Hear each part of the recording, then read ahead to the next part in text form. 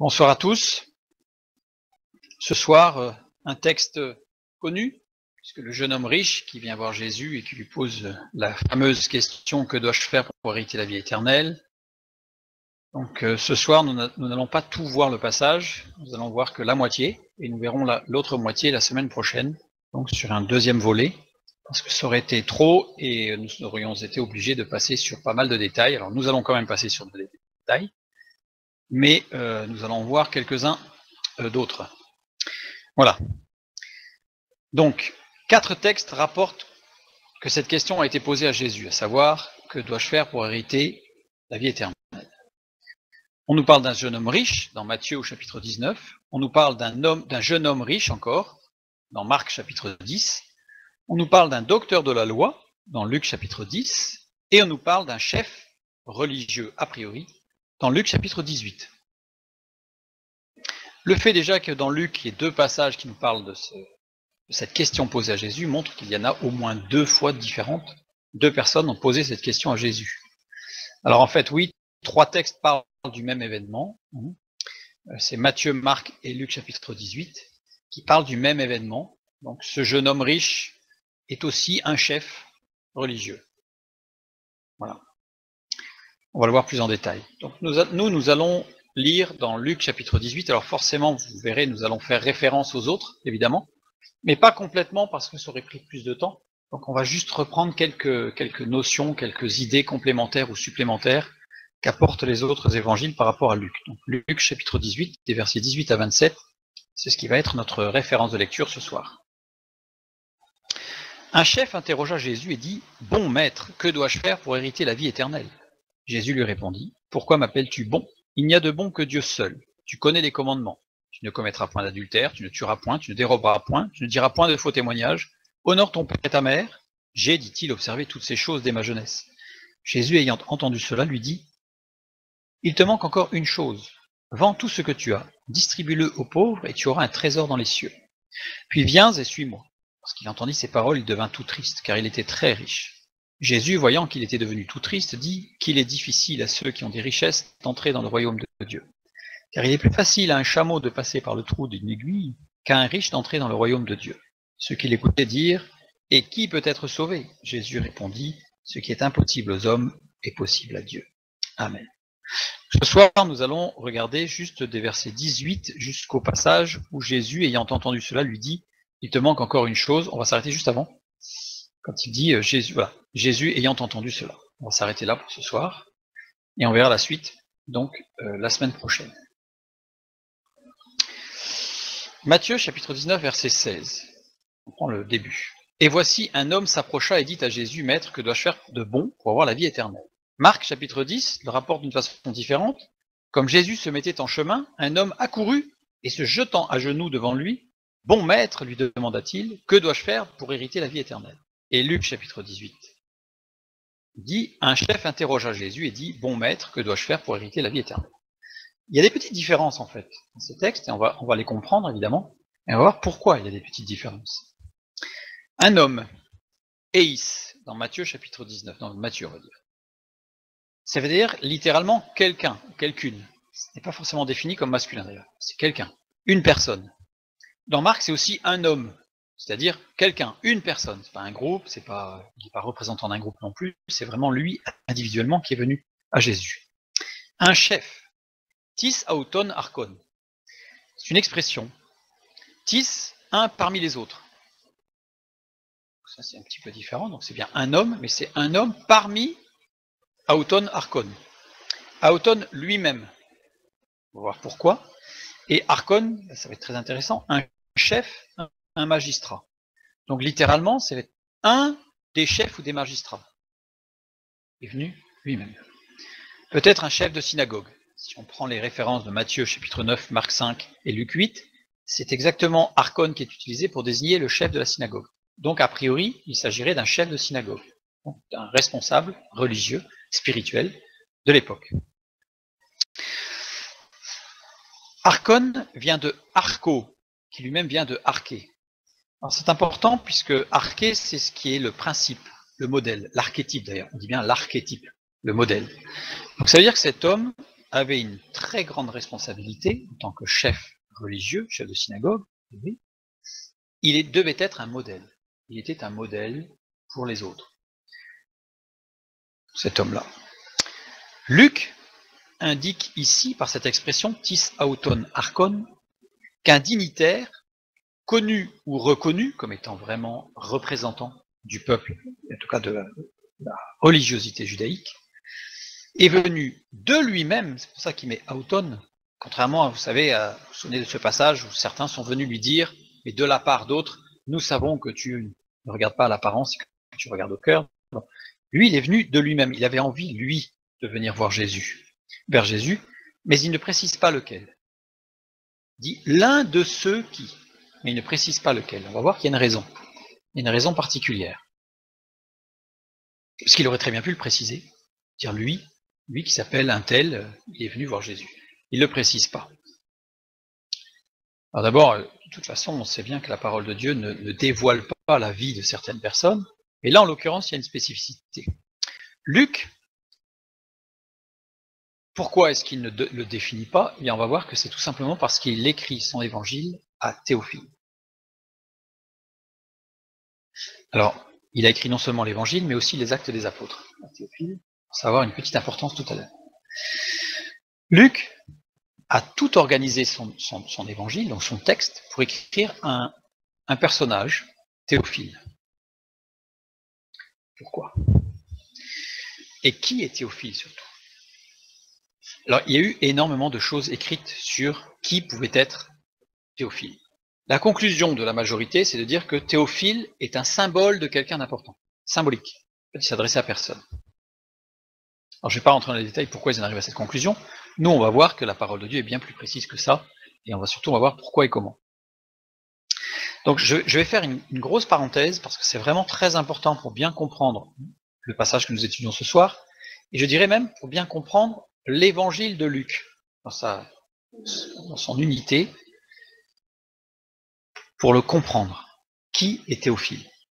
Luc commence ses deux lettres en soulignant la réalité de son récit, puisqu'il dit « Il m'a aussi semblé bon, après avoir fait des recherches exactes, donc il insiste, des recherches exactes sur toutes ces choses depuis leur origine, de te les exposer par écrit d'une manière suivie. » On voit que Luc a pris soin de faire toute une enquête sur Jésus avant d'écrire.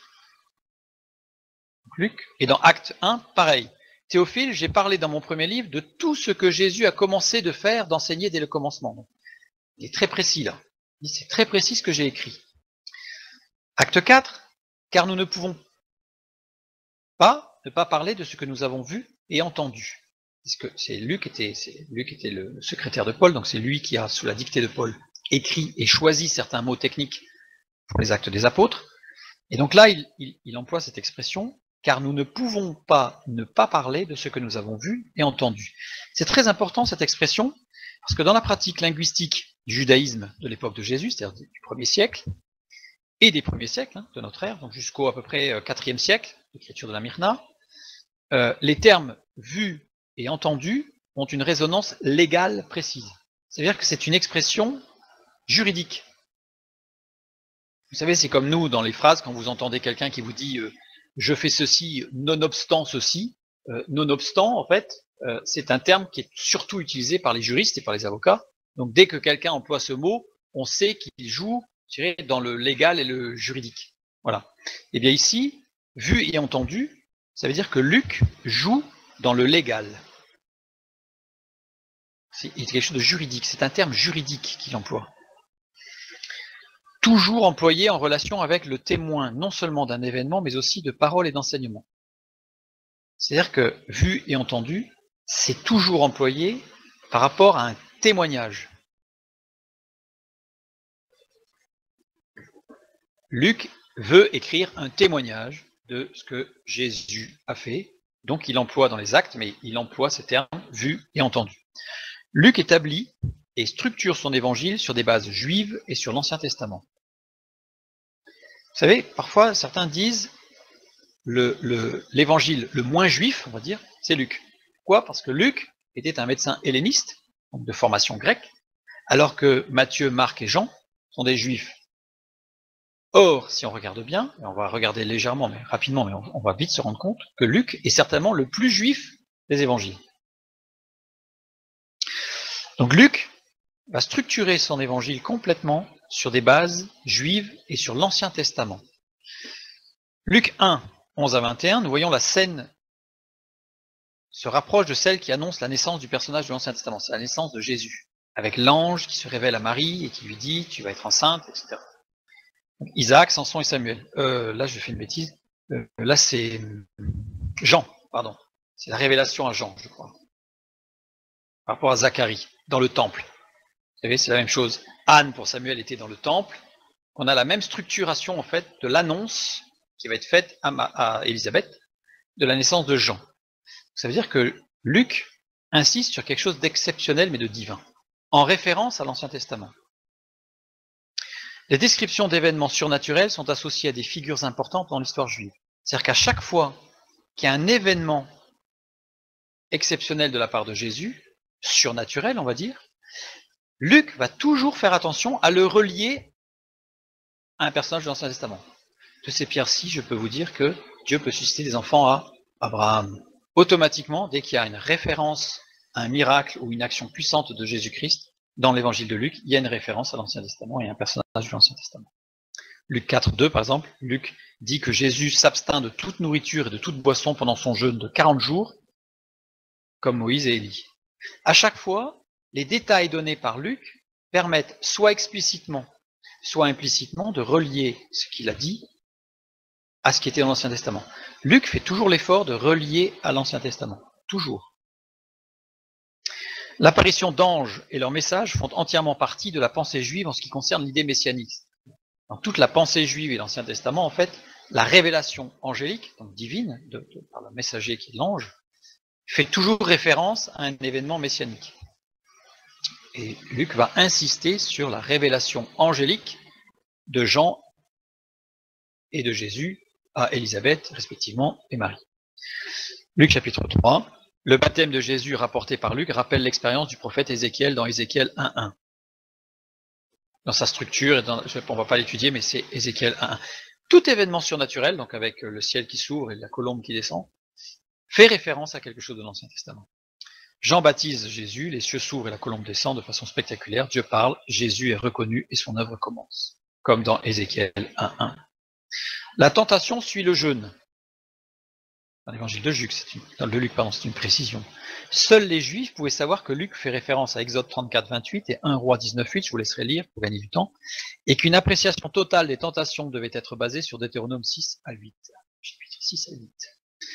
Donc pour bien comprendre, il faut lire la tentation dans le désert, etc.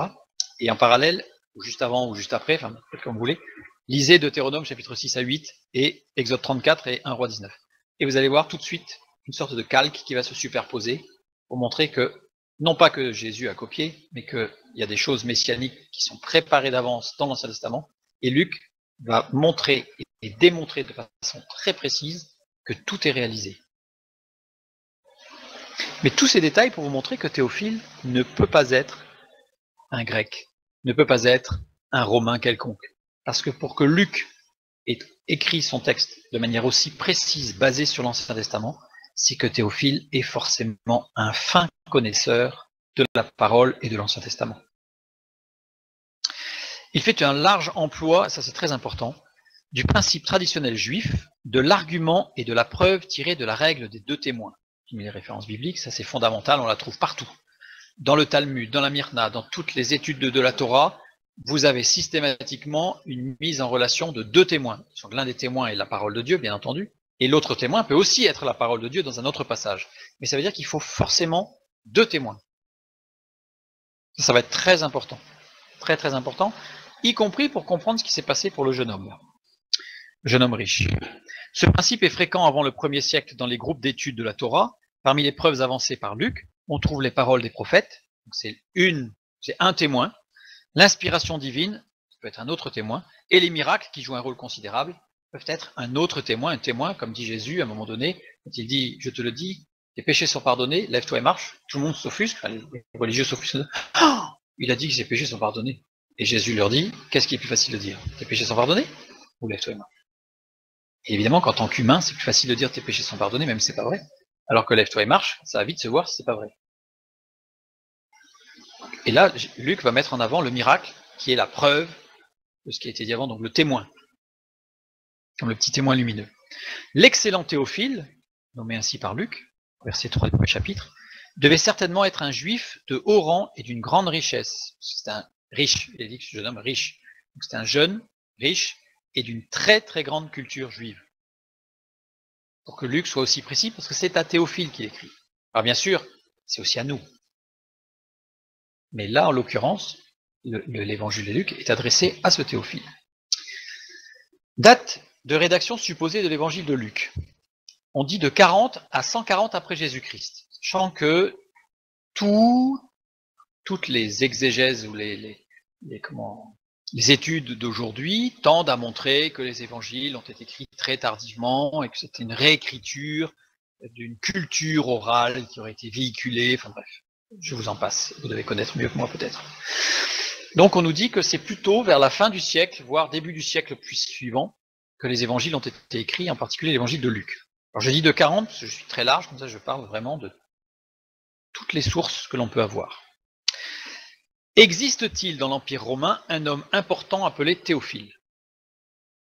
C'est une question que l'on va se poser. C'est une personne d'un certain rang, une personne d'une certaine richesse. On va essayer de la trouver. Il existe une liste de noms masculins juifs du 1er siècle. Et cette liste fait apparaître 2040 noms différents.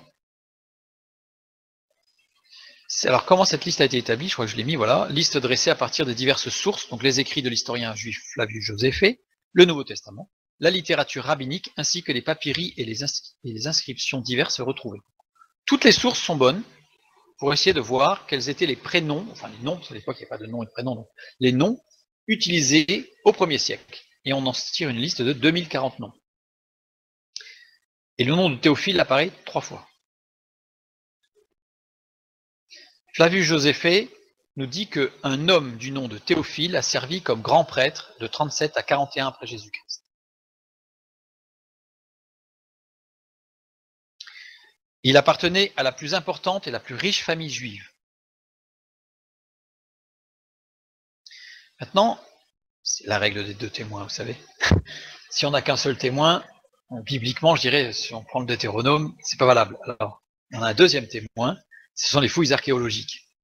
À Isma. Isma, c'est une ville aussi qui s'appelle Beth Azmawet, bref, au nord de Jérusalem. Il a été retrouvé dans cette ville un ossuaire en calcaire, avec une inscription dessus. Ce qui est intéressant, c'est que cette inscription, elle est en grec d'ailleurs, on en parlera tout à l'heure. Très important qu'elle soit en grec. Yehoana, donc a priori c'était Yehoana qui était à l'intérieur de l'ossuaire. Yehoiana, fille de Yehoyanan, fils de Théophile, le grand prêtre. On a une deuxième confirmation qu'il a existé un Théophile, grand prêtre, à l'époque de Jésus. Traduit en français, Yehoiana, c'est Jeanne. Jeanne, que Luc, et c'est le seul qui va mentionner Jeanne. En Luc 8 et Luc 24. Luc 24, parmi les femmes qui étaient avec Jésus au pied de la croix, il y avait Jeanne. C'est très important que cette Jeanne soit là. Toujours la règle des 2 témoins. Donc là, je mets, pour en avoir plus de détails, on a fait une étude sur l'homme riche et le pauvre Lazare. On va y revenir un petit peu tout à l'heure, mais il y a une étude spécifique là-dessus où vous aurez plus d'informations sur Jeanne. Théophile est un nom grec. C'est ce que nous disent beaucoup de commentateurs. Qui veut dire aimé de Dieu. Mais, si on regarde bien Théophile, ça peut aussi dire ami de Dieu. Dans les 2 sens. Aimé de Dieu ou ami de Dieu. Ce qui est bien aussi, bien sûr. Certains avancent qu'il était une personne de haut rang dans le groupe à qui Luc s'adressait. Un groupe. Voilà, en fait, Luc s'adressait à un groupe en réalité, et il a pris Théophile parce que c'était un parmi les autres. Et puis voilà. D'autres concluent que Théophile était un officier romain. Voilà. Ça, c'est pour ceux qui concluent que Théophile était un être humain. Et il y en a beaucoup qui considèrent que Théophile, c'est un symbole. Luc s'adressait à tous ceux qui sont riches et importants.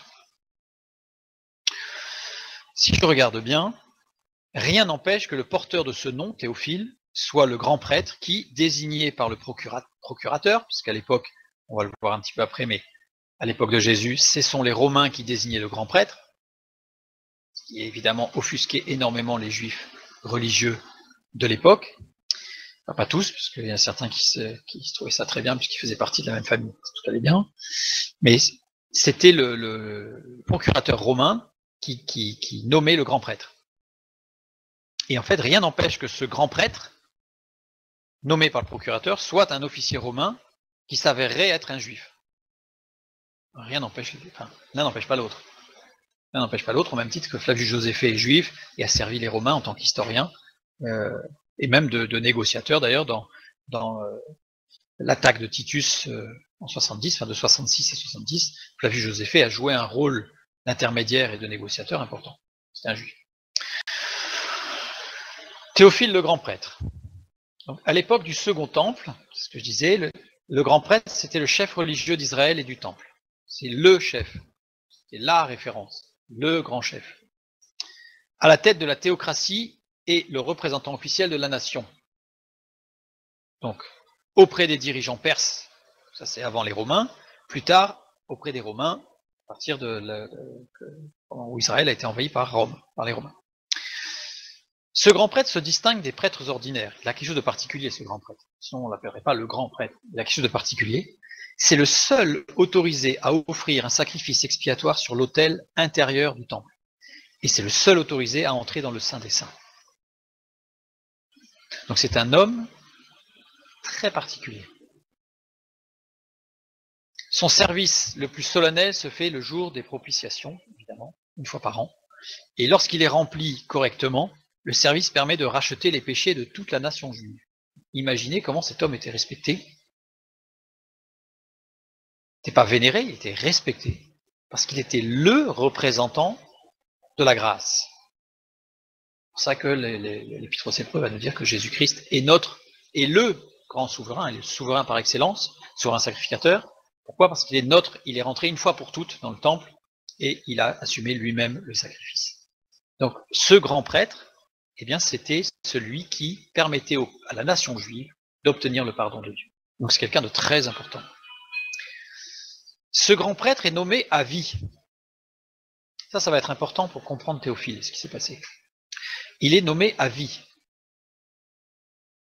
Même lorsque les Romains le désignèrent, le grand prêtre conservait certaines prérogatives. À vie. Sa mort a une signification rédemptrice. Quand le grand prêtre mourait, alors il se passait quelque chose de très particulier dans le pays tout entier.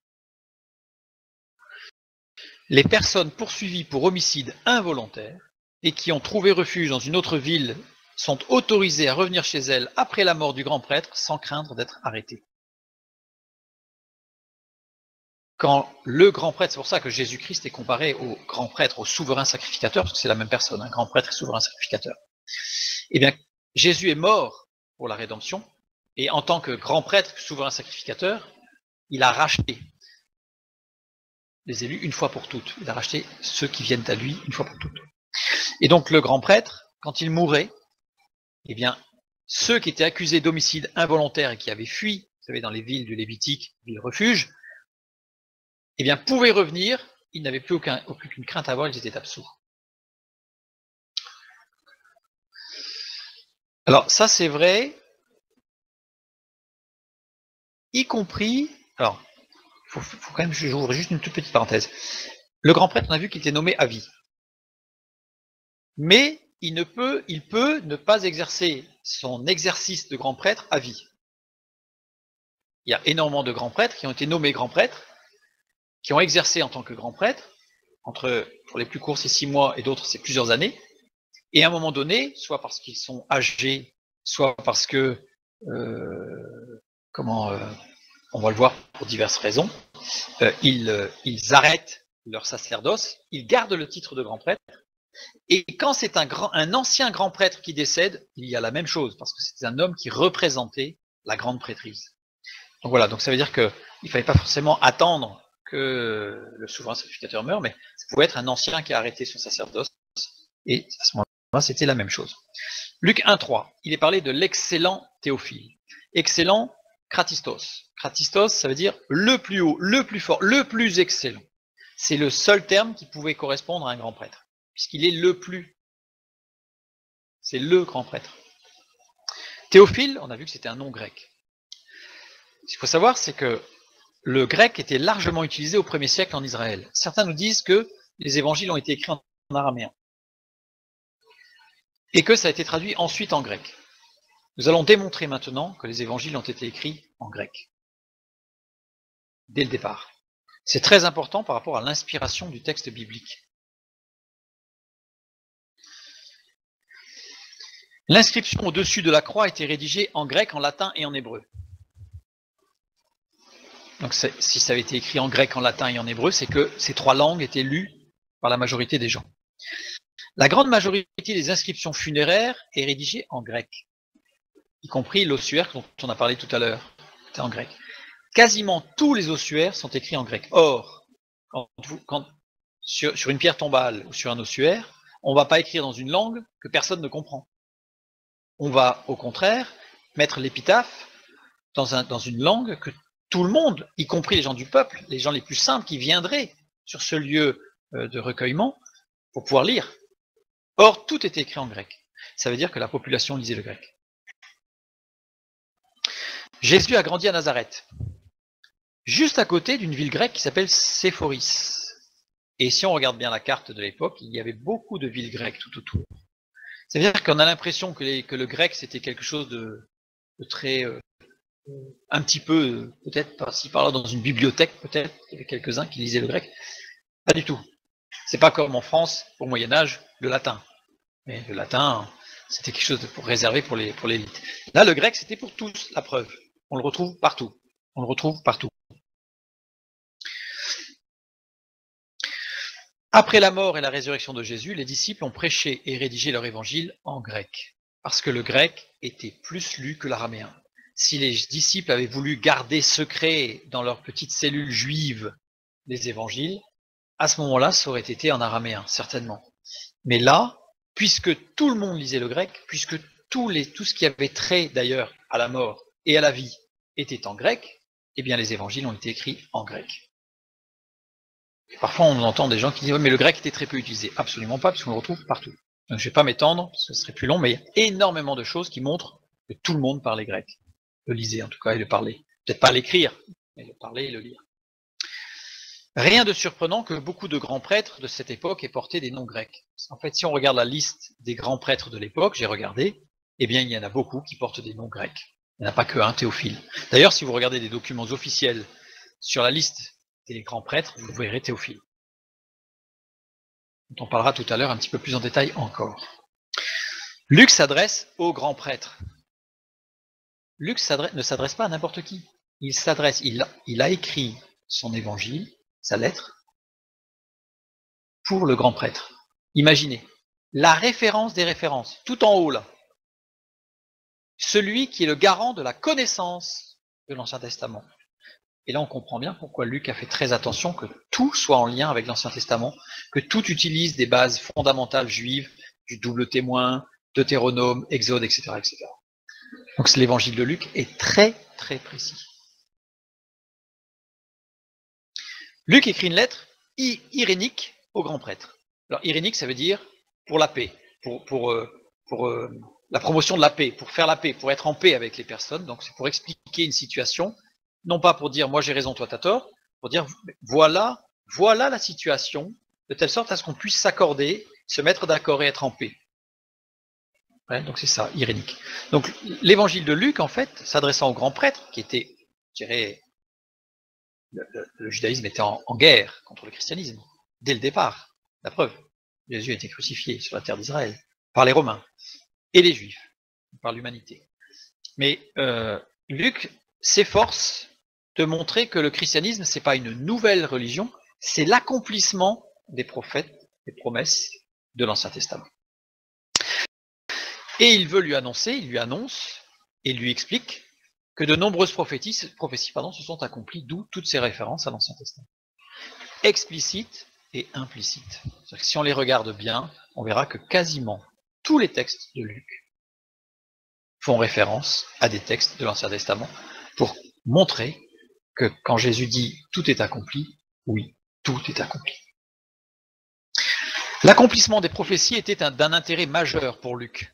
On retrouve dans ces deux ouvrages la preuve par la prophétie comme concept théologique central, c'est-à-dire qu'on la retrouve partout, référence à l'Ancien Testament, toujours, y compris dans les Actes des Apôtres. Il explique la signification des paroles et des actions de Jésus dans le contexte prophétique de l'Ancien Testament. Quand je vous disais que l'évangile de Luc est certainement le plus juif des évangiles. Seul un juif pouvait écouter et comprendre un récit basé sur l'accomplissement des promesses faites à David à travers Jésus le Messie. Alors quand je dis ça, ça veut dire que nous aussi on peut le comprendre, on va le voir après.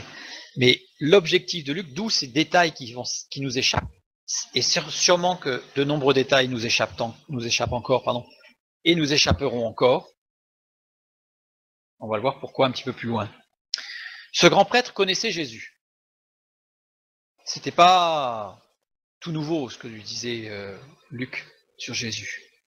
Pourquoi? Parce que dans Luc 22, nous lisons « Et l'un d'eux frappa le serviteur du souverain sacrificateur et lui emporta l'oreille droite. Mais Jésus, prenant la parole, dit « Laissez, arrêtez, et ayant touché l'oreille de cet homme, il le guérit. » Souverain sacrificateur, c'est la même chose que grand prêtre.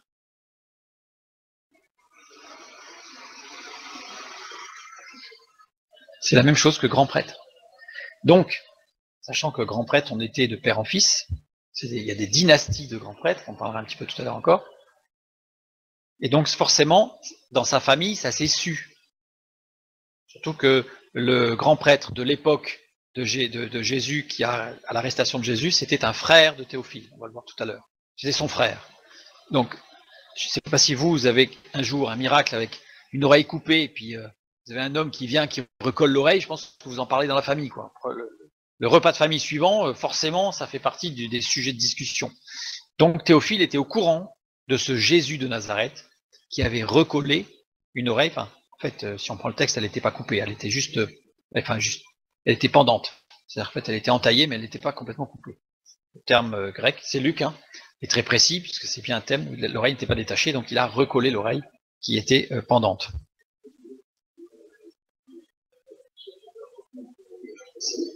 Alors, est-ce qu'il était un juif messianique? Ça, on va le voir. Pour l'instant, il n'y est pas. Pour l'instant, Luc lui écrit en disant tu es le grand prêtre juif du judaïsme, moi je t'expose ce qu'est le christianisme, ce qu'est le Christ, ce qu'est Jésus. Il est l'accomplissement des promesses de l'Ancien Testament. Tous les évangiles rapportent l'arrestation de Jésus, mais seul celui de Luc mentionne le miracle de l'oreille. Et oui, il écrit à Théophile, le grand prêtre. Donc Luc savait, règle des deux témoins. Luc raconte ce qui s'est passé, et Luc prend un témoin connu par Théophile qui dit, lui, il te confirme ce que je dis. Règle des deux témoins. Luc chapitre 8, nous lisons les deux mentions brèves de Jeanne, dont on a parlé tout à l'heure, Johanna, avec sa petite fille, la petite fille de Théophile, c'est ce que nous avons vu sur l'ossuaire. Donc c'est sa petite fille quand même, qui s'était convertie, puisqu'elle suivait Jésus. Peuvent être reconnus maintenant comme ayant joué un rôle très important. Et oui, pourquoi Luc la mentionne? Il est le seul à la mentionner. Parce qu'il dit, tout ce que je te dis là, sur la crucifixion, la nuit qui est tombée pendant la crucifixion, Jésus qui a rendu l'esprit d'une manière particulière, je te le dis, et il y a un deuxième témoin, ta petite fille. Donc là, il prend la règle des deux témoins sur une personne très proche de Théophile, sa petite fille. Cette petite fille, d'ailleurs, que l'on retrouve, et qui était la femme de l'intendant d'Hérode, le tétrarque, fils de Hérode le Grand. Vous voyez la famille là?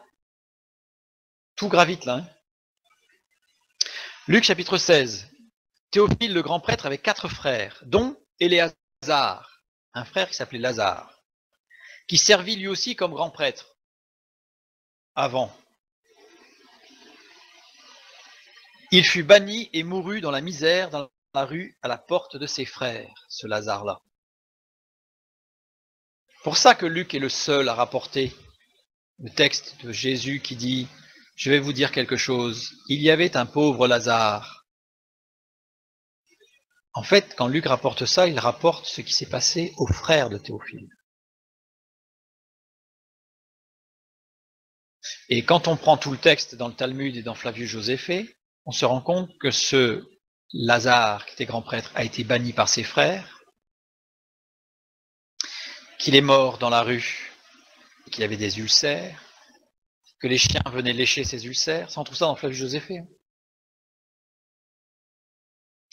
Et que l'un des frères de Lazare, et donc de Théophile, est décédé aussi. Donc quand Jésus parle de ce récit, il a une résonance très particulière chez Théophile. Parce que là, Jésus est en train de s'adresser à la foule, qui comprend un message, le message, mais Jésus s'adresse aussi, par ricochet, je dirais, au récit de Luc, que Jésus savait que Luc allait faire ce récit, il s'adressait à Théophile. Il s'adressait à Théophile. Luc chapitre 18, verset 18. Oui, c'est pareil, les deux femmes, il y a deux témoins, c'est toujours à la crucifixion, je reviens. Luc 18. Un chef interrogea Jésus. Ce chef, on a vu que c'était un chef de synagogue, c'est-à-dire, entre guillemets, j'ai mis subalterne, parce qu'il n'y a pas d'histoire de hiérarchie militaire, mais un subalterne du grand prêtre. Ça veut dire que là, Jésus, enfin Luc en particulier, mais Jésus le savait, mais Luc, il prend ce témoignage-là, et lui dit, un des chefs, tu vous souvenez, un de ceux que tu as sous tes ordres, là, Théophile.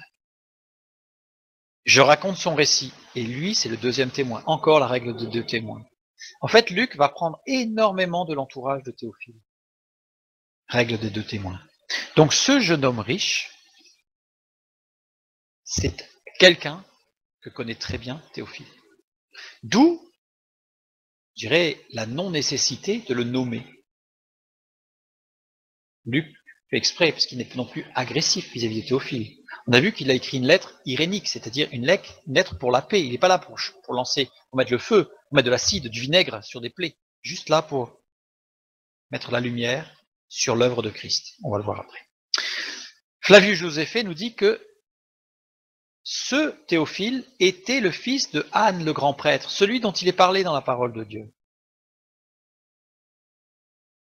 Vous savez, Anne, le beau-frère de Caïphe, eh bien, Théophile était le fils de Anne.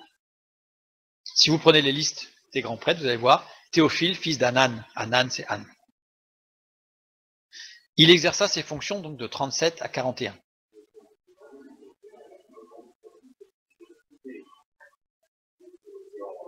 Je ne comprends pas ta question. Après, il est venu en 37. À l'époque de Anne, oui, Anne, c'était le père de Théophile.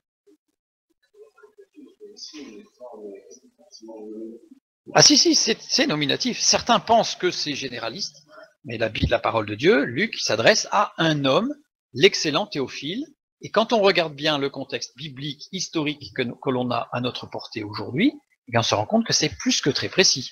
Non, pas Flavius Joséphée, le frère de Théophile. Anne, le grand prêtre, était le père de Théophile. Flavius Joséphée, c'est un historien juif de l'époque, et qui n'a fait que retracer ce qu'il a vu et entendu. Théophile était le fils de ceux qui ont fait mourir Jésus. Oui. D'où cette résonance particulière de cette lettre de Luc qu'il écrit à Théophile. Imaginez, Théophile, c'est le fils de celui qui a participé à l'arrestation et à la crucifixion de Jésus, et sa petite fille à Théophile, elle s'est convertie à Christ. Alors là, il est pris entre les deux. Imaginez, il est entre le marteau et l'enclume, comme on dit. Et Luc s'adresse à lui pour justement un but très précis, permettre à Théophile d'y voir clair et de prendre des décisions que Théophile, a priori, a pris. On va le voir après. En 41, il a été remplacé par Simon Kantara ben Beotus. Bon, c'est une famille, les Beotus, c'est une famille très liée à Hérode le Grand, puisque de mémoire, c'est le grand-père, l'arrière-grand-père de ce Kantara ben Beotus, a été nommé grand prêtre par Hérode le Grand, celui-là même qui a voulu tuer Jésus enfant, pour pouvoir justifier de son mariage, son énième mariage plus un avec une Mariamne, qui était la fille de ce Beotus. Donc ça permettait de justifier qu'il n'était pas, aux yeux des Juifs, considéré comme adultère. Enfin, c'est un sac de nœuds. Et justement, ce que je trouve extraordinaire, c'est que Luc, au travers de tout ce qu'il dit, il connaît ce sac de nœuds, mais il ne rentre pas dans les détails, ça ne sert à rien. Et il ne blesse pas Théophile non plus, parce que c'est de la famille à Théophile. Tout ça. La famille, là, les Béotus, c'est plutôt les ennemis, parce que c'est un jeu permanent depuis l'an moins 7 à peu près jusqu'à l'an 70, jusqu'à la destruction de Jérusalem. Ça va être une bataille presque incessante entre la famille de Anne et la famille des Béotus, là, pour être grand prêtre. Et les Béotus vont d'ailleurs, à plusieurs reprises, évincer complètement la famille de Anne. Bon, ça c'est l'histoire locale. Je reviens sur notre texte. Donc Flavius Joséphée nous parle de Théophile, et tout laisse à penser, d'après les textes, que Théophile a démissionné.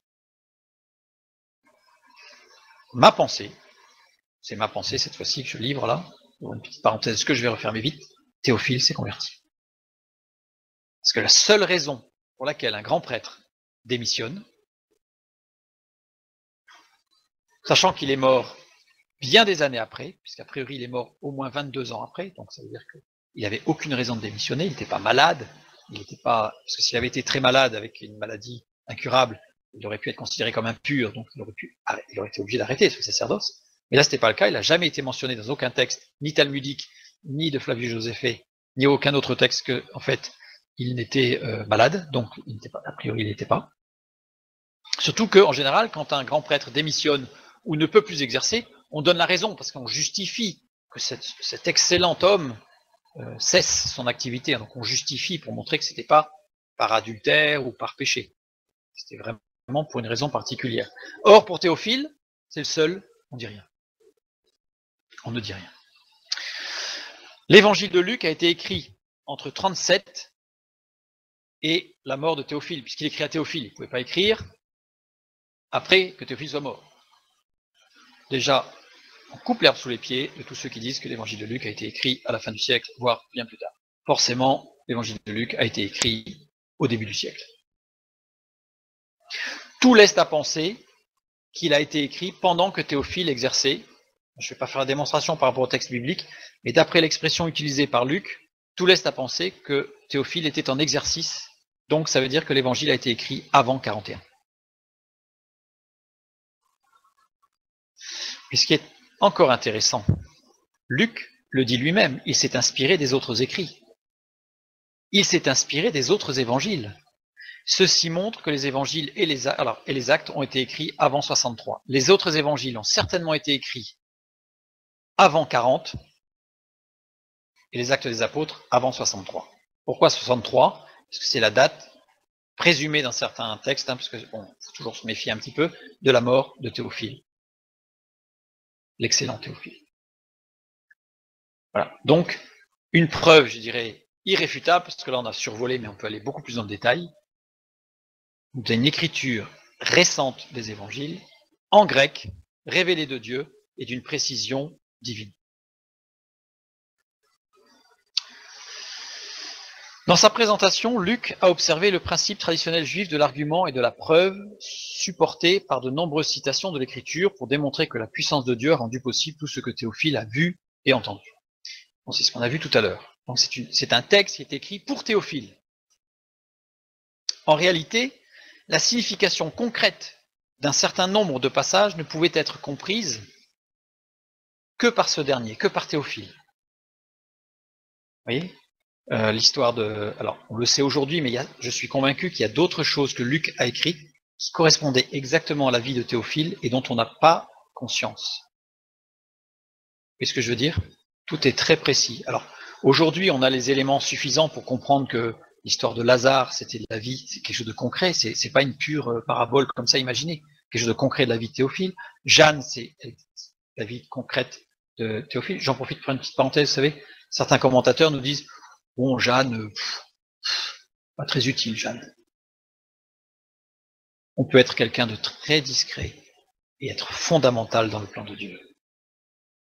Soyons conscients que qui que nous soyons, où que nous soyons, nous pouvons être un élément fondamental du plan de Dieu. Oui, Jeanne a été un élément fondamental, un élément, un instrument entre les mains de Dieu, extraordinaire, par les deux mentions que Luc a faites de Jeanne.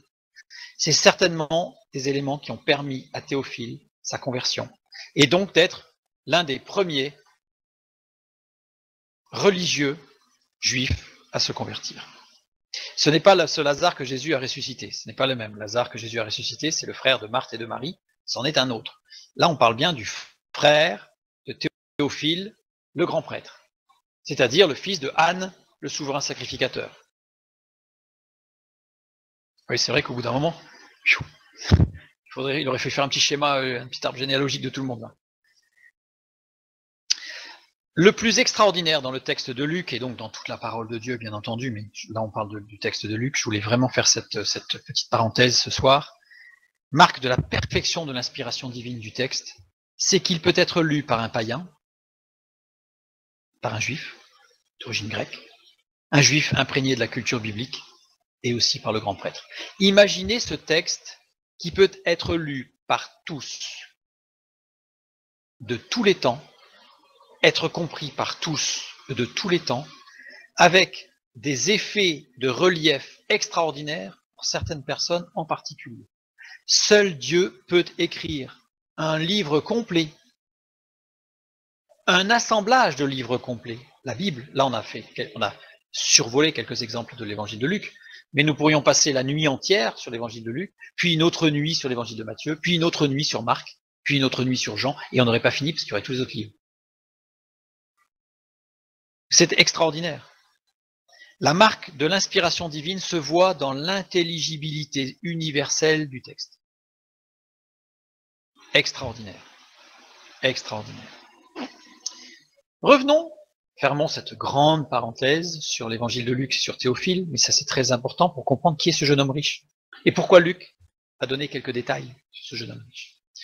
Matthieu chapitre 19 verset 16, c'est le texte que nous avons lu tout à l'heure, donc avec les 3 textes qui nous parlent de voilà, et voici un homme s'approcha dit à Jésus. Donc, on voit que cet homme, ce chef de synagogue, il accourt, donc il a vraiment le désir, on a vu qu'il venait lui-même, donc c'est de lui-même qu'il est venu, il n'est pas venu en tant que représentant d'eux, il est venu de lui-même parce qu'il avait soif de quelque chose. Et il lui dit, maître, que dois-je faire de bon pour avoir la vie éternelle? Marc et Luc nous disent, bon maître. Donc, il y a une différence. Que dois-je faire pour hériter la vie éternelle? Bon. Le mot maître, ici, c'est didascalé. Didascalé qui est celui qui sait et qui enseigne. Donc c'est comme s'il lui disait, toi qui sais et qui enseigne, toi qui vas m'apprendre des choses. Bon. Donc il vient voir un enseignant. Marc emploie le même mot pour dire bon maître. Et Luc aussi. Donc les 3 parlent de ce jeune homme qui vient voir un enseignant. Dans Marc, on a bon maître, bon agathé, décliné au vocatif. Dans Luc aussi. Pas dans Matthieu. Au vocatif. Ça veut dire que désigne ce qui est bon de et par nature. Ça veut dire que le mot agathé, au vocatif en particulier, désigne quelque chose qui par nature, de nature est bon. Le jeune chef religieux reconnaissait en Jésus une nature divine. Il reconnaissait en Jésus qu'il y avait du divin, parce qu'il il l'appelle de agathé didascales. Toi qui as quelque chose de divin, il y a du divin en toi. Mais uniquement un pédagogue. Il ne vient pas voir son Seigneur, il ne vient pas voir le Fils de Dieu, il ne vient pas voir le Sauveur du monde, il vient voir celui qui va l'enseigner. Tu as du divin en toi, je reconnais, je reconnais. Vous savez, Satan aussi sait que Jésus est le Fils de Dieu. C'est pas parce qu'on sait que Jésus est le Fils de Dieu qu'on est sauvé.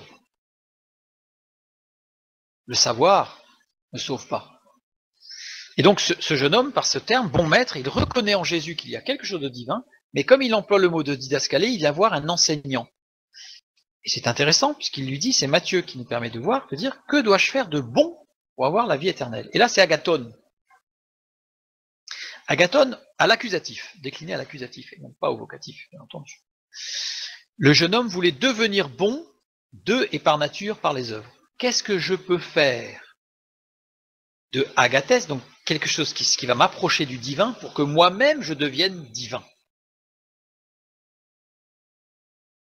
Jésus, ce jeune homme, s'adressant à Jésus, lui dit, tu as quelque chose de divin, tu as appris quelque chose qui te permet d'être du divin, dis-moi qu'est-ce que je dois faire pour moi aussi avoir de la nature divine en moi. S'il avait voulu faire quelque chose de bien, vous savez, faire une bonne œuvre, une bonne action, C'est pas agathon qu'il aurait fallu utiliser, c'est kalos. Kalos en grec qui veut dire justement quelque chose de bien, de constructif, de bon, d'agréable, mais où on n'a pas cette recherche de nature divine. S'il avait voulu devenir quelqu'un de bien, pas faire quelque chose de bien, mais devenir quelqu'un de bien, un homme respectable, droit, etc., il aurait fallu employer le mot Christos. Christos qui veut dire quelqu'un de généreux, de bon, mais pas de nature divine bonne. Vous voyez, pas dans sa nature, mais qui devient bon, parce qu'il s'améliore. Luc 18, 19, Jésus lui répondit, « Pourquoi m'appelles-tu bon? Il n'y a de bon que Dieu seul. » Cette phrase peut choquer parce qu'on dit, mais Jésus est le Fils de Dieu. Il est bon, par nature. Là, il choque un peu. Et il emploie agathon. Pourquoi m'appelles-tu bon? Pourquoi m'appelles-tu agathon? Pourquoi est-ce que tu dis que j'ai de la nature divine? Sous-entendu que Jésus serait devenu bon parce qu'il aurait fait ou avait fait. Ce qui reprend la même expression. Tu m'interpelles en disant que je suis quelqu'un qui est de nature divine, et tu veux apprendre de moi quelque chose à faire qui te permettrait de devenir comme moi, de nature divine, comme si moi j'avais fait quelque chose qui me permettait de devenir de nature divine. Donc Jésus reprend la même expression, parce qu'en grec c'est très fréquent, de reprendre en fait sans redonner le sujet par exemple, on va reprendre le même accusatif par exemple. Donc là c'est ce qu'il fait, il reprend le même accusatif et il dit tu m'appelles bon, tu dis que je suis devenu de nature divine parce que j'ai fait quelque chose, mais seul Dieu est bon. Agathos. Décliné au nominatif cette fois-ci, puisqu'il est bon, c'est un attribut. Par nature, il est bon. La nature bonne est un attribut de Dieu seul. Si le jeune chef religieux avait vraiment vu la nature divine de Jésus, il aurait vu Dieu en lui, et non pas un homme qui avait fait quelque chose pour devenir de nature divine. Il est venu voir un grand maître gourou. Et Jésus lui dit, mais tu dis que je suis devenu, mais seul Dieu, donc. Il l'interpelle en disant, mais réfléchis un peu. Si j'ai une nature divine, c'est peut-être parce que je suis Dieu. Et il l'amène à la réflexion là. Surtout que c'est un chef religieux. Hein. C'est pas n'importe qui. Donc Jésus reprend les mots du jeune homme, et n'oubliez pas que ce texte est adressé à Théophile. Donc Jésus reprend et interpelle le jeune homme en lui disant, tu dis que j'ai une nature divine, mais réfléchis un peu. Si j'ai cette nature divine, c'est pas parce que j'ai fait quelque chose, c'est parce que je suis. Je suis Dieu. Parce que seul Dieu est de nature divine. Donc il le pousse un peu plus loin dans sa réflexion. Verset 20. Il va l'interpeller un petit peu plus encore. Il va l'interpeller. Non, il va l'interpeller. Et Jésus lui dit, tu connais les commandements. Tu ne commettras point d'adultère, tu ne tueras point, tu ne déroberas point, tu ne diras point de faux témoignages, honore ton père et ta mère. Jésus précise que le chemin menant à la vie éternelle passe par la pratique des commandements. Cette recommandation dérange notre compréhension du salut. Ça nous déstabilise, nous. Alors cette fois-ci, c'est nous. Cette fois-ci, c'est nous, là. On se dit, zut, il y a un problème, parce que dans Actes, au chapitre 16, il est bien dit, crois au Seigneur Jésus et tu seras sauvé. Tout le Nouveau Testament est basé vraiment sur la foi, et non pas les œuvres. Et là, Jésus, il dit l'inverse. Alors là, on s'assoit, on se dit, zut, qu'est-ce qui se passe? Regardons bien, évidemment. Il y a un problème quand même dans la réponse de Jésus. Il y a un gros problème. Lequel, à votre avis? Il n'a pas cité tous les commandements du décalogue. Aurait-il eu une perte de mémoire? Assurément non. Jésus, non seulement ne les a pas tous cités, mais en plus ils ne sont pas dans le bon ordre. Tu ne commettras point d'adultère, c'est le 6e commandement. Tu ne tueras point, c'est le 7e commandement. Ils ne sont pas dans l'ordre. On tient pour moi non plus d'ailleurs. Tu ne déroberas point, 8e commandement. Tu ne diras point de faux témoignages, 9e commandement. Honore ton père et ta mère, 5e commandement. Tiens, qu'est-ce qu'il fait là, celui-là? Il l'avait oublié ou il y a un problème là? Ça, c'est Luc. Matthieu, lui, inverse les deux premiers. Il dit tu ne tueras point, puis après tu ne commettras point d'adultère. Donc il inverse les deux. Alors, je ne vais pas étudier pourquoi, ce serait trop long. Et Matthieu, il rajoute un commandement. Tu aimeras ton prochain comme toi-même. Il rajoute, voilà, là il y a une erreur sur le diaporama, tu aimeras ton prochain comme toi-même. Une erreur de copier-coller. Et qui résume tous les commandements en réalité. Reprenons les 10 commandements, rapidement. Il y a d'autres études où on l'a pris un plus profondément. Mais ce sont les 10 paroles. Dieu propose aux hommes un plan de route. On dit Esser Dabar, les 10 paroles. Dabar, on a déjà vu que c'était une parole actée. Donc c'est une parole avec un acte derrière. Il se passe quelque chose, c'est un décret, c'est quelque chose d'acté. Littéralement, on ne dit pas les 10 commandements, on dit les 10 paroles. C'est une traduction, les 10 commandements, ou décalogue, puisque littéralement, il n'est jamais sujet de commandement. D'ailleurs, dans les 10 commandements, il y a sur les 10, il n'y en a que un qui est à l'impératif, les autres ne sont pas à l'impératif. Donc ce ne sont pas des commandements, ce ne sont pas des ordres. Il n'y en a que un qui est à l'impératif, qui est un ordre, c'est honore ton père et ta mère. C'est même pas faire attention à Dieu ou respecter Dieu, ou non, c'est honore ton père et ta mère. Il y a une raison, mais bon, peu importe. Premier commandement, je suis l'Éternel. Deuxième commandement, interdiction de l'idolâtrie. Troisième commandement, ne pas prononcer le nom de Dieu en vain. Quatrième, c'est le Shabbat. Et cinquième, respect des parents. Ensuite, on a le sixième, interdiction de tuer. Septième, interdiction de l'adultère. 8, interdiction de voler. 9, interdiction du faux témoignage. 10, tu ne convoiteras point. En fait, on a deux groupes. Pourquoi c'est le seul commandement à l'impératif? On va peut-être le voir. On a deux groupes. Un premier groupe, les 5 premiers commandements, qui déterminent la relation de l'homme avec Dieu. Puis un deuxième groupe de 5 commandements qui détermine la relation de l'homme avec son prochain. En fait, les 10 commandements, qu'on appelle les 10 commandements, les 10 paroles de Dieu, sont en deux groupes. En deux groupes. Respect de Dieu et respect de la vie. Ouais. Les deux tables de la loi. C'est pour ça qu'il y avait deux tables de la loi d'ailleurs. C'est pour ça qu'il y en avait deux. C'est qu'à un côté, il y avait tout ce qui concernait la relation avec Dieu, de l'autre côté, tout ce qui concernait la relation au prochain. Et on voit que ce sont des miroirs en réalité. Puisque je suis l'Éternel, c'est le respect de Dieu, et tu ne tueras point, c'est le respect de la vie. Interdiction de l'idolâtrie, ne pas accorder à un autre Dieu le respect et la vénération. Interdiction de l'adultère, ne pas accorder à un autre ou une autre les marques d'amour et de tendresse. Ne pas prononcer le nom de Dieu en vain, c'est interdiction d'utiliser le nom de Dieu pour en tirer profit. Interdit de voler, c'est l'interdiction de s'approprier un bien d'autrui pour en tirer un avantage personnel. Le Shabbat, témoigner du fait que Dieu a créé le monde en 6 jours. On voit ça dans l'Exode. Le Shabbat, c'est pour témoigner de notre foi dans la création de Dieu en 6 jours.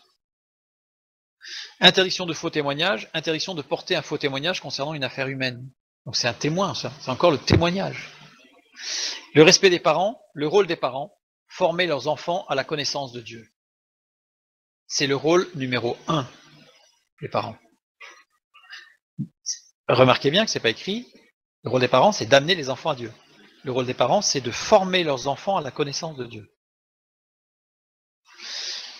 Lien entre le social et le spirituel, pour les parents, justement. Et tu ne convoiteras point, convoitise lorsqu'elle a conçu enfante le péché, qui étant consommé produit la mort. Lien entre le social et le spirituel. Jésus n'a pas mentionné ce qui a trait à notre relation avec Dieu, sauf le honore ton père et ta mère, mais on voit que c'est parce que justement il y a un lien, il insiste sur le lien qu'il y a entre le social et le spirituel. Par contre, Jésus va mentionner les commandements en relation avec le prochain.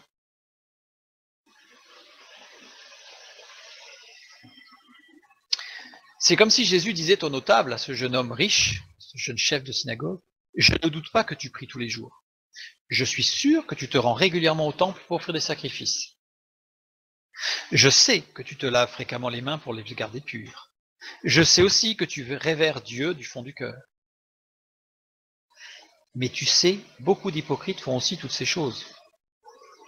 Ta véritable nature se reflètera devant les hommes dans la qualité des relations que tu entretiens avec eux.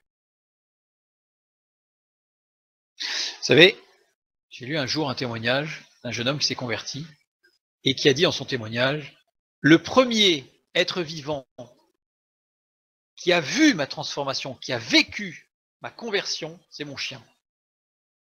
Parce que du jour au lendemain, j'ai arrêté de lui taper dessus et de lui donner des coups de pied. Je me suis rendu compte que c'était un être vivant que Dieu avait créé.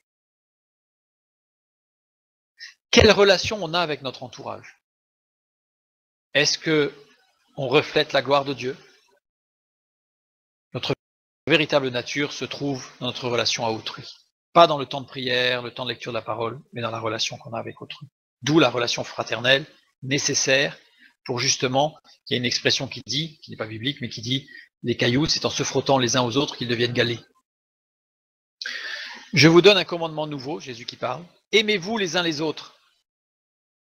Comme je vous ai aimé, vous aussi aimez-vous les uns les autres. À ceux-ci, tous connaîtront que vous êtes mes disciples. Souvent, on s'arrête là, vous savez. On s'arrête là. Mais à ceux-ci, tous connaîtront que vous êtes mes disciples si vous avez de l'amour les uns pour les autres. La relation avec autrui est le témoin, double témoin, entre ce que l'on dit et ce que l'on est, et le témoin de notre vie avec Dieu. Comment est notre témoin? Plutôt clignotant, plutôt rouge ou plutôt vert? Comment est notre témoin? Est-ce que cela signifie que nous n'avons pas vraiment à nous soucier de notre relation avec Dieu si nos relations avec les hommes sont bonnes? Évidemment non, parce que dans première épître de Jean, chapitre 4, verset 19, pour nous, nous l'aimons. Pourquoi? Parce qu'il nous a aimés le premier.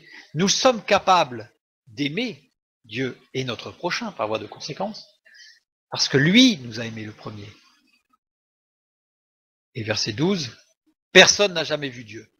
Si nous nous aimons les uns les autres, Dieu demeure en nous et son amour est parfait en nous.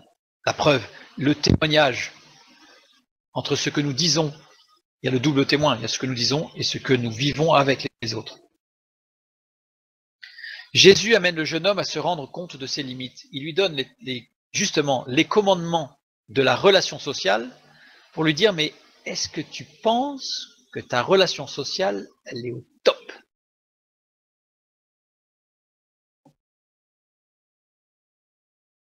C'est nos limites. Patience, colère, convoitise, etc., etc., etc. Trouve du relief quand on est avec les autres. Si on est tout seul dans une grotte en tant qu'ermite, il n'y aura plus rien, il n'y aura rien comme témoignage. Ce n'est pas parce qu'on se consacre aux autres que Dieu est en nous. C'est parce que Dieu est en nous qu'on se consacre aux autres. Pas la même chose. Quand Dieu est avec nous, on est avec l'autre dans l'amour de Dieu. Mais c'est ce que Jésus a expliqué à ce jeune homme. Tu as deux choses. Soit tu fais des choses, mais tout le monde peut faire des choses. Soit tu les fais remplis de Dieu, et à ce moment-là, les gens verront la lumière, verront la chaleur qui va émaner de toi. Comment es-tu avec les autres? Rigoureux, légaliste, froid, sympa, mais pas vraiment droit? Comment es-tu? On doit être l'image de Christ.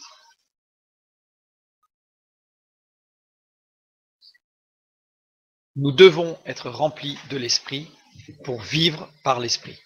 Vous savez, je l'ai dit plusieurs fois, mais je le répète, parce que je trouve que c'est important. Dieu ne cherche pas des hommes et des femmes extraordinaires pour faire des choses extraordinaires.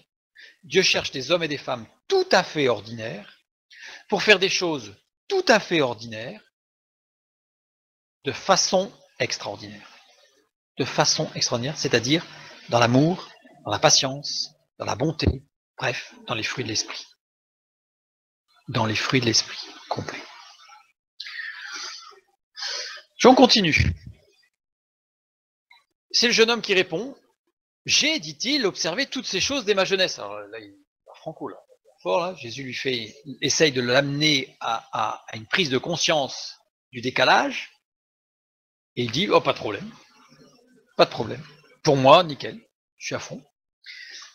Ce jeune homme a toujours ignoré le sens spirituel des commandements et croit par conséquent les avoir accomplis. Marc ajoute une précision sur la réaction de Jésus, à ce moment-là précis. Marc est intéressant à ce niveau-là, parce qu'il rajoute une petite phrase. Verset 21 du chapitre 10, Jésus l'ayant regardé, l'aima. L'ayant regardé, c'est emblepsas. Emblepsas qui est employé uniquement pour Jésus. Seul Jésus est capable de ce regard. Pourquoi? Parce que c'est un regard par et avec l'esprit pour considérer complètement la personne. Donc il a regardé ce jeune homme et il l'a considéré dans tout son être intérieur, dans tout. Au même titre que Nathanaël, vous savez, quand tu étais sous le figuier, je t'ai vu. Il l'avait vu. Il avait connu qui était cet homme. Il le connaissait. Et bien là, c'est la même chose. Et toujours conjugué à l'aoriste, puisque Jésus nous regarde en permanence tels que nous sommes. Inutile de faire le fanfaron, inutile de se cacher la face derrière « oui mais moi j'ai fait mes bonnes œuvres, oui mais moi je suis gentil, oui mais moi je suis grand, je suis fort, je suis beau ». Vous pouvez y aller tous, même devant le miroir, ça ne changera rien. Jésus nous voit tels que nous sommes. Il manque un petit mot, l'ayant regardé, léma, autos. Autos, décliné au datif, c'est-à-dire que c'est bien un lieu. C'est lui, là. Pas les chefs religieux en général, pas la foule qui était là autour de lui, il n'y avait pas d'interférence, c'était lui, et uniquement lui, que Jésus regarda. C'est Luc qui nous rapporte, les autres évangélistes aussi, mais Luc nous rapporte, ces gens lui posèrent cette question, donc ceux qui sont venus, eux, de la part, ils ne sont pas venus d'eux-mêmes, ils sont venus de la part des religieux. Maître, nous savons que tu parles et enseignes droitement et que tu ne regardes pas à l'apparence et que tu enseignes la voie de Dieu selon la vérité, évidemment. Là, ils l'ont reconnaissé, c'est que Jésus regarde au cœur. Il l'aima agapézen. On retrouve agapé, c'est le même mot que dans Jean 3,16.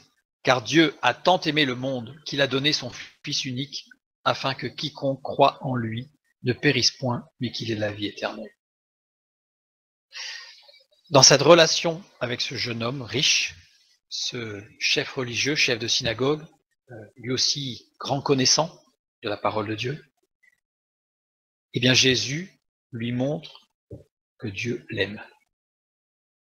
Non pas pour ce qu'il fait, mais par ce qu'il est, et non pas parce qu'il est bon, justement parce qu'il est agathos, mais parce qu'il a besoin de Dieu. Nous, comme nous avons besoin de Dieu. Et Luc précise tout ça à Théophile. Théophile dont le père a assisté à la crucifixion de Jésus, dont la petite fille s'est convertie, et là Luc est en train de lui dire, tu vois Théophile, ce n'est pas l'action qui fait que tu es bien ou pas, c'est ce que tu es. Et Christ, il n'est pas venu pour renverser, il est venu pour accomplir. Christ est venu pour accomplir. Il a pu dire tout est accompli. Il est venu accomplir la loi et les prophètes. Avec en plus le double témoin de ce jeune homme. Nous, c'est la même chose. Dieu nous regarde. Jésus-Christ nous regarde avec ce même regard de Jean 3,16. Le regard de Jean 3,16. Il y en a qui ont les yeux bleus, il y en a qui ont les yeux marrons. Jésus, il a les regards de Jean 3,16. C'est un regard d'amour qui nous connaît tels que nous sommes. Inutile de se cacher derrière quoi que ce soit. Soyons vrais avec lui, parce que lui, il est vrai avec nous. Et avec ce jeune homme, il a été vrai. Et il va pouvoir lui dire que ce jeune homme, comme Nathanaël, un homme juste, parce qu'il lui dit, il te manque une chose. On verra la semaine prochaine pourquoi il lui a dit il ne manque une chose et pourquoi il lui a parlé de vendre tout ce qu'il avait. Il y a une raison très particulière, ce n'est pas parce que Dieu est contre la richesse, on va le voir la semaine prochaine.